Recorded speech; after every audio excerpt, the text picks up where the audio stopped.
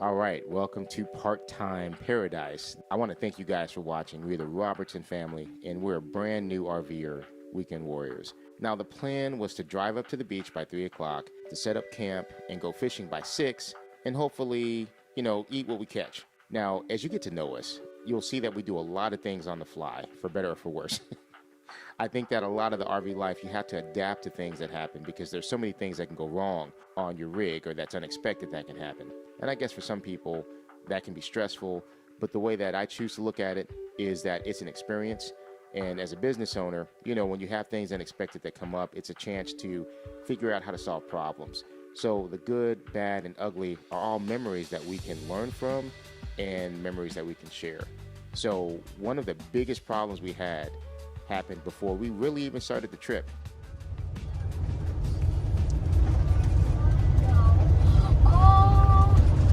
Here we go, guys. We're at the beach. Yay! Oh man. Oh, imagine how much sand and all this sand castles we get. Ew! People are swimming in that. Don't swim in the water. Yeah, put a sign up. I'm not swimming. Ew. Oh, yeah, look, another. Wait, just wait. Wait.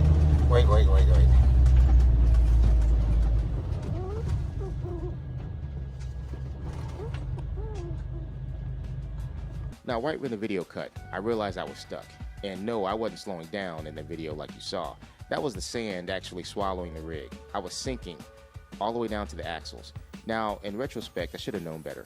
I mean, just minutes before, I helped somebody else that was stuck. It was like a Honda Civic that drove out in the same place we were, and I had to push them out. We sunk all the way down to the axles and the tanks. So my exhausts were covered in sand, and the first thing I had to do was get out the car and start working the problem. In Crystal Beach, Bolivar Peninsula, right here, and just took the family out and I got stuck. I'm stuck. So I'm sitting on something, either the axle or worse. So we call it the tow truck because I think it's 15,000 pounds. I'm not getting under there with that sand. That's a nightmare. So a little bit of delay on the trip. We are stuck for good now. So the generator was running, the engine was running, and the first thing I had to do was clear the exhaust for both so the engines can breathe. Now that was done, we got to our second problem, which were these huge biting flies that I had no idea even existed in Galveston. And if I had known, I may not have even gone down to Galveston. That's how bad they were. Now, I hate mosquitoes. I mean, mosquitoes keep me from going outside as much as I'd like to at home. But these are 50 times worse because they're stronger flyers. They're much more persistent. So when you swat at them, they actually will come right back and land at the same spot they were trying to feed on. I'm trying to dig us out of the sand that we were in, and I'm getting bit all over from these things. It was horrible. So at first I tried to dig ourselves out, but the rig was just too big. I was not gonna go underneath a 15,000 pound vehicle with sinking sand and a hand shovel. But after about 20 minutes, my wife lost confidence in my ability to solve this, and she's like, hey, you want me to call AAA? And I'm thinking, I don't want to donate a kidney to get towed out of this mess. I know this is going to be expensive to get us towed out the sand. Well, what I didn't know was AAA does not work when you're not on a road. So as soon as they did GPS and saw that we were on a beach, they canceled the first tow truck that was going to head our way when my wife called. So I didn't know this. I'm sitting here digging, but my wife's talking with AAA and arguing with them while I'm digging here, getting bit up. And we had our first Good Samaritan that came to help. Now, I'm still getting to know the rig, and I didn't want to just tie down a tow line to any part of the RV. Like I said before, this thing weighs over 15,000 pounds, and I didn't want to cause any more damage by trying to pull it out. I also looked at the black tank. That was the septic tank, and it was touching the sand when you look underneath, and I really didn't want to break that. Now, we always empty the tank before traveling. That's a good tip that you should always do, but I'm still not interested to know what's inside of that thing. I don't want it cracked on the sand. I didn't want to have a broken septic tank out there on the beach. So I carefully looked underneath to make sure things were clear, and the best place I saw us tying down on the front of the RV was the front axle. We got under there, We tied it to the front axle. The truck pulled so hard, in fact, that they broke the first tow line. The rig didn't move an inch. It was really stuck. So at this point, I started digging again. My wife tried to get the second AAA tow truck out because the first one was canceled. So she's on the phone doing that. So then a second guy came to help. This guy had a diesel 4x4. He was really confident that he can get us out of there. So after about 20 minutes of pulling, we moved about 3 feet. Now his tow line snapped. So 2 different trucks, 2 different tow lines have snapped from just the weight of this thing. So at this point, we were the beach entertainment for the evening. People stopped watching the ocean, they stopped fishing, they turned around and said, okay, we're gonna watch this idiot try to get this RV out of the sand. I mean, I'm sure it was quite the spectacle. It's a 34-foot RV, sunk all the way to the axles in the sand. And I'm sure they were thinking, what kind of idiot drove this thing on that part of the beach? What was he thinking? And in my defense, you really can't tell how soft the sand is when you drive up. That's why you got to walk it. And I know that now. I will never do it again. But let me get back to the story. So a few more Good Samaritans came by. Now this is a full-blown operation. We had some guys talking about how to tie the tow lines to prevent them from snapping. While they were figuring out what to do with the lines, I'm setting up the rig. At this point, I look up, and there's even more Good Samaritans that come back with more friends and another truck. So now we have 2 trucks, full-size trucks, 2 tow lines, and someone had the bright idea of saying, why don't we just tie them both up to the RV? Now this is what happens when you get a bunch of guys together. Now I knew at this point we were setting ourselves up for an epic ending. Either people were gonna say, wow, did you see that idiot that drove his RV in the sand and it got ripped in half trying to pull it out of the sand? Or they would say, wow, did you see that idiot that drove his RV in the sand and they had 2 trucks pull them out? And I was hoping for the latter, right? So I was nervous, but after inspecting the rig and determining that the rear tow hitch is where we need to hook up, I took the risk. You know, I figured that a tow truck driver was going to do pretty much the same thing. He's going to find a spot to tie us down or try to winch us out. So I figured, let's go ahead and give this a shot.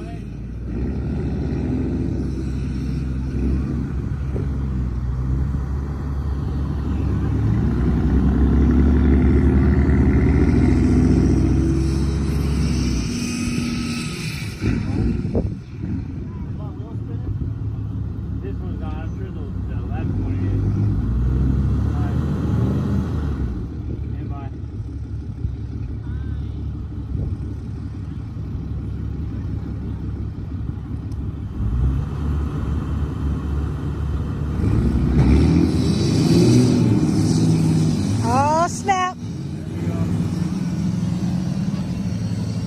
Woo!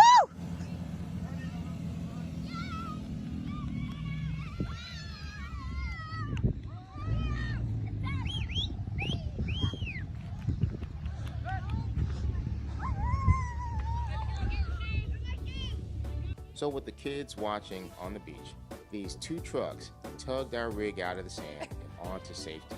Now at this moment, I felt like we won the lottery. Our rig was not leaking. I didn't have to donate a kidney to pay for a tow truck to get us out. So this was a win all the way around. So we thanked all of the Good Samaritans. I tipped the guys that had the trucks and the tow lines, and we went down the same road again. I'm just kidding. I'm kidding. We stayed on packed sand exclusively for the rest of the trip. So to sum things up, for day 1, the day was hard, but the night was awesome. I mean, now that we were free from the sand, we got to watch the stars, start a campfire. We didn't get to fish much, but that's okay.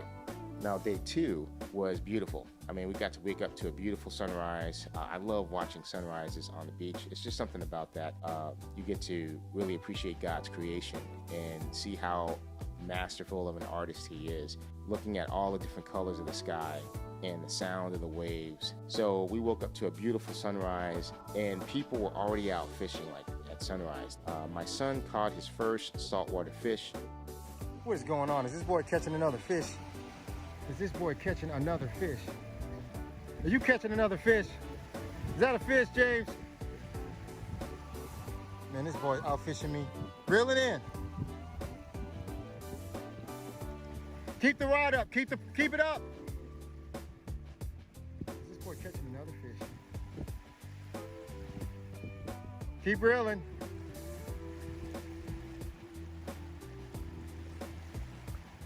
Keep the tip up.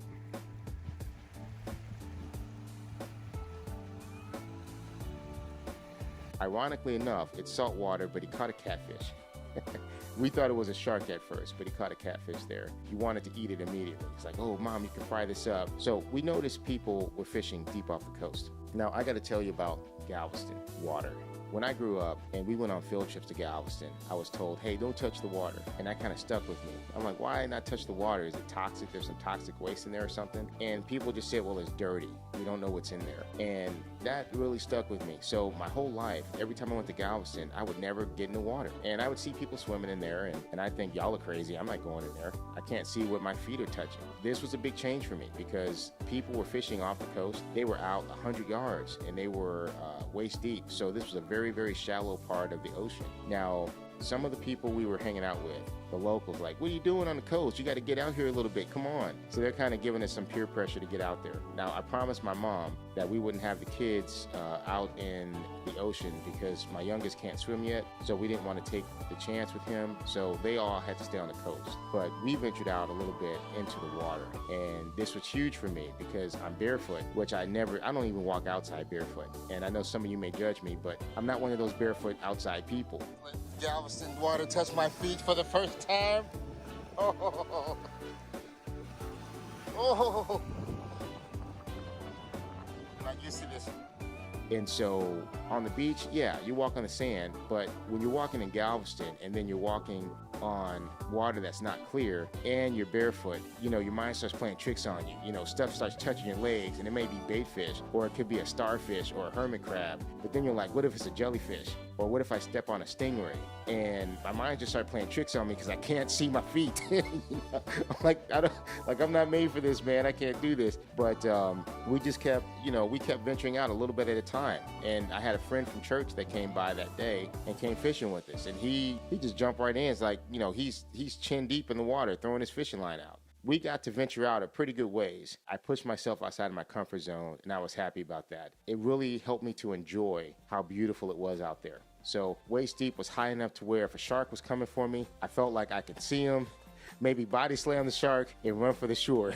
That's what I'm thinking.